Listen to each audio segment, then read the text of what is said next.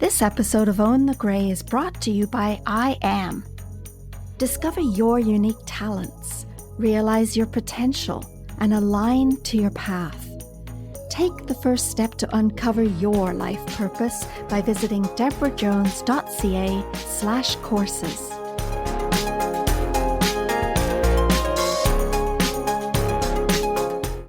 Think back to when you last shopped for groceries. Do you remember the cashier? Many people deal with feeling invisible in their lives in a variety of ways, but none as unique as my next guest, who channels her frustrations into her art. She wrote and illustrated a book about the aging woman whose eventual death was almost not even discovered. Her unsettling yet humorous drawings capture her secret inner ponderings of existence, thoughts we all have on some level.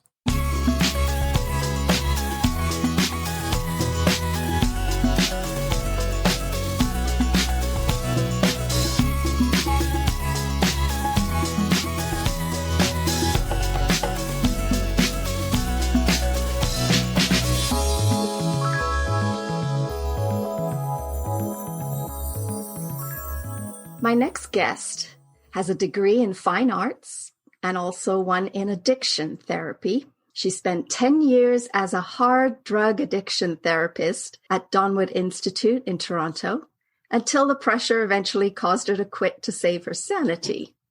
She then moved to the country and took up drawing and painting as a way to soothe her soul. She's the author of Broken Balloons and has just released her second book, The Secret Life of Doris Melnick. Please welcome my friend, Gail Prusky. Hello, Gail. Hi there, Deborah. Glad you were here to join us today and talk about your book a little bit, because I read it and it's a story about an aging woman's life. And this woman, Doris Melnick, she worked as a cashier at Food World. And although she showed up every day for work, she felt that she was somewhat invisible. But her internal world didn't match her external world. Do you have anything to say about that? No, other than the fact that I think that's the case with a lot of people. There's a heck of a lot more going on under the surface than we realize. And she was a very, very classic example of that. She was very much different on the inside than she was on the outside. Yeah. And your book really tells that story through other people's eyes, which it's really interesting to notice how people see us in a different light and also how we see ourselves. So your book really shines a light on that perspective. So I have an idea, Gail. I think it would be really fun. What if we could channel Doris back from the dead so we could get to know her better? What do you say? I think that's a fantastic idea. I'm sure she has a lot to tell us. Yeah, because the book is all about people talking about her, and we don't actually get to know her except from other people's eyes. So she did journal a bit in the book, though. You get a little insight into her mind. Right. So we're going to hear it from Doris's mouth. So we're going to do some channeling. So Gail, hold my hands. Okay, holding on. Okay. Doris Melnick, are you here? She's here. I'm eating cheesecake. Will you speak with us? Knock twice for yes and once for no. She is. She's here. So Doris, we've got some questions to ask you today. We understand that you were intrigued by the changes in your body as time went by. How do you feel about cellulite and body fat? They became my friends. As I watched, I would look at myself in the mirror every day as I got older. And at first I was shocked and a little bit frightened. And then it began to be quite fascinating. I mean, I'd wake up in the morning and there'd be all these new spots on me and new wrinkles where there weren't any wrinkles. But the most wonderful day was the day I was at the cash and I heard this flapping sound when I was working on the cash register, and I didn't know where it was coming from. And it was my underarms flapping. And I began fascinated with it. It was just flapping away. And I mean, I took a break and went to the ladies' room and just watched it for a while. and after that, it just became a very interesting experience, just watching my body change. And it didn't upset me anymore. I just found it really quite interesting. That's all. It's hilarious. It's hilarious. Your connections with people, they seem to be only in your head. Were you lonely? It's hard for me to admit that now. But I was a very, very lonely person. And I think that's why I used to draw so much. I would create all these people that could be my friends in my world. I would create these worlds that out of my head, and I didn't feel so lonely anymore. But I would have never admitted that when I was alive. You know? Also, I would also create a lot of monsters because that helped me deal with the monsters, and also helped me deal with my emotions because I would get really angry at work. I would get really angry at especially the woman behind the deli counter who always gave me rotten macaroni. And so I'd go home that night and I would draw her. I would draw her being eaten by rabid wolverines, and that would help, and then I could let it go. So my drawing was my therapy, and it kept me from killing people. So would you say that there's any benefit to growing older? Well, I can see that now from the other side, but I couldn't really when I was alive. But now that I can see now that you stop caring so much. You stop worrying so much about being judged or what people think about you. And that's a really, really good thing. And let me see. I used to always feel invisible in the world, but as I got older, I started to feel more invisible. So that's a good thing and a bad thing. On the one hand, I liked being invisible because then I could be more of a watcher.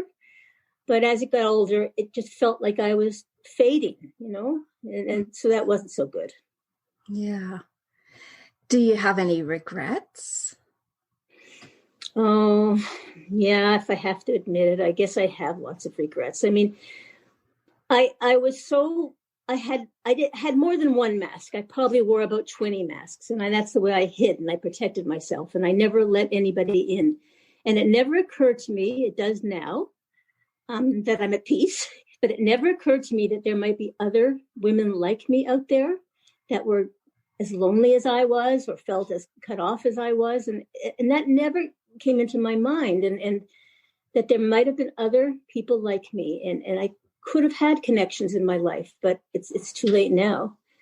Mm-hmm. And my other regret is, well, I might as well tell you, what difference does it make? I'm dead, right? I never even kissed a man, let alone anything else. And I had kind of a crush on Dwayne, the produce manager. Well, it was a huge crush. And nothing ever came of it because I was so scared. I would creep up and watch him stack his produce, and all I could do was look at his turnips. I never got brave enough to talk to him. And so I really regret that. I was just never held, and nobody should go through life never being held. Mm-hmm. So with the produce manager, if you had plucked up enough courage to speak with him, do you have any ideas of what kind of life you might have had? Something other than I like your turnips, Dwayne? I don't know. I can't even imagine what it would have been like. I mean, if I had been brave enough to talk to him, and if he had actually responded and maybe even liked me, I can't even imagine what my life would have been like. No, I can't, because it was just a life of loneliness, and I just never even tried to imagine anything else. Even when I watched movies or on television and saw couples together and being in love, I never pictured myself in that place. I just never did. It was like my destiny to just be this lonely old woman. Mm-hmm. You mentioned that you didn't handle aging well and that nobody prepared you for what you two experienced. What might have helped you feel more prepared or able to deal with the inevitable changes, do you think? Well, I was never close with my mother, so she never told me too much about, what it was like to be an older woman. And I never talked to any of my women at work. So I certainly wasn't prepared for menopause. I certainly wasn't. I mean, I didn't know what was going on with my body. I didn't understand my mood swings. And it would have been really nice to have had another woman to talk to in those days. I think it just made me more bitter, and it made my drawing stranger. Stranger. Yeah. And now that you've passed on and you're talking to us from the other side, perhaps you have maybe more of a perspective that you didn't have before. And I'm wondering, why do you think you concealed your true self? I think it was fear. I think it was fear of being judged. I think it was a fear of feeling different and feeling that I was alone in the world, that there was nobody else like me. And now from the other side, I can see that there are many, many women who feel the same way. I mean, you can walk into a party and the most beautiful woman there will be just as insecure and frightened as I am. And I didn't know that then. I mean, I thought I was the only one. And that's something that I see clear now. And also, I guess, another one of my regrets, that I was afraid to open up. Is there anything that you wanted to share with us from your perspective on the other side? You don't have to choose to be lonely. I mean, I didn't see it as a choice when I was alive. I thought it was, like I said before, I thought it was my destiny, and then that I was going to be this unhappy woman, and it was my parents' fault, but it was everyone else's fault. But now I look back and I see that it was a choice I made, and it was a choice to keep myself walled up, and it was a choice I made to keep myself away from other people. And I just would want people to know that you're only there once, and it goes really fast. And I didn't even know I was going to die. It was in my bed at night. I was sleeping, and then I was gone, and I had no warning. So, I mean, if I could go back, I'd start to take the masks off one by one. I think I would be brave enough to take a chance and let other people see me. And I think that would have given me the chance to have met other people just like me. And mostly other women. I can't think about men too much, but I think I could have used some other women in my life. So I think that's one thing I can look back and see from this side. Wow. And another regret, I suppose. It's another regret. Yeah.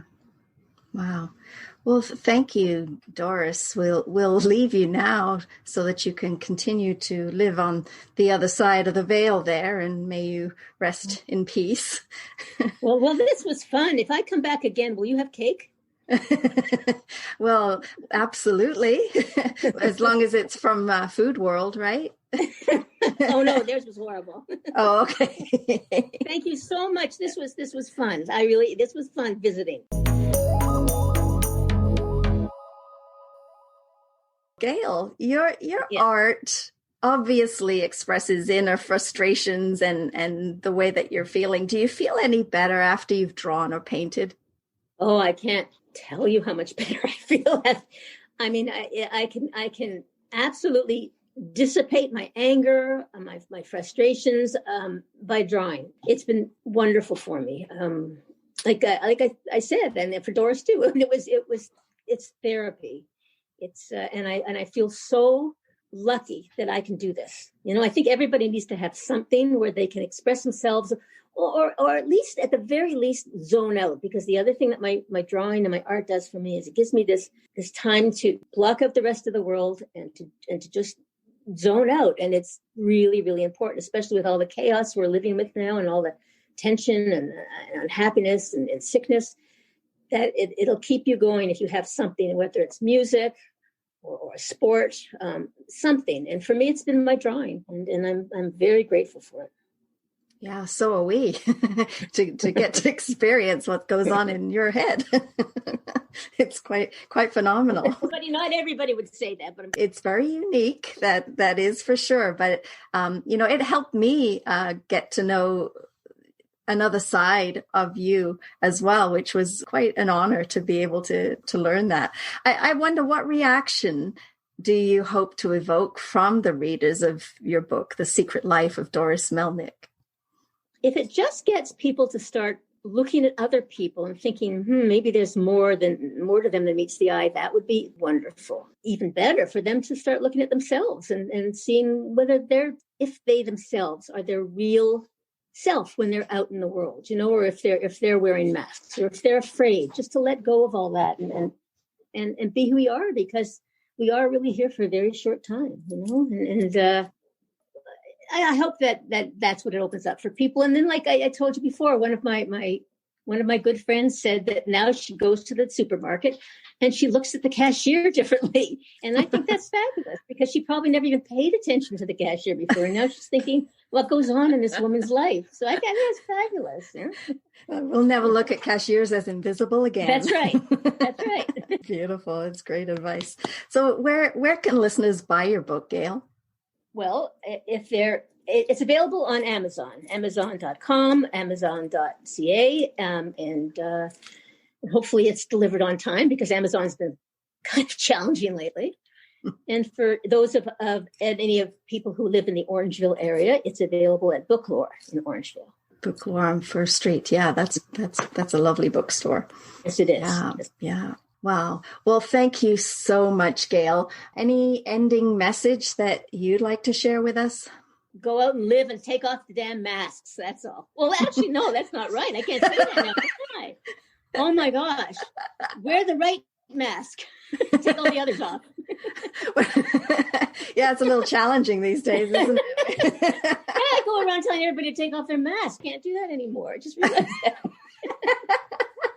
Wow. Well, this has been Gail Prusky and Deborah Jones, and we thank you for listening, and we hope you enjoyed the podcast as much as we did, as much as I did. And please leave your comments and questions at ownthegray.ca and share it with your friends. And if you haven't subscribed yet, please do. So thanks again.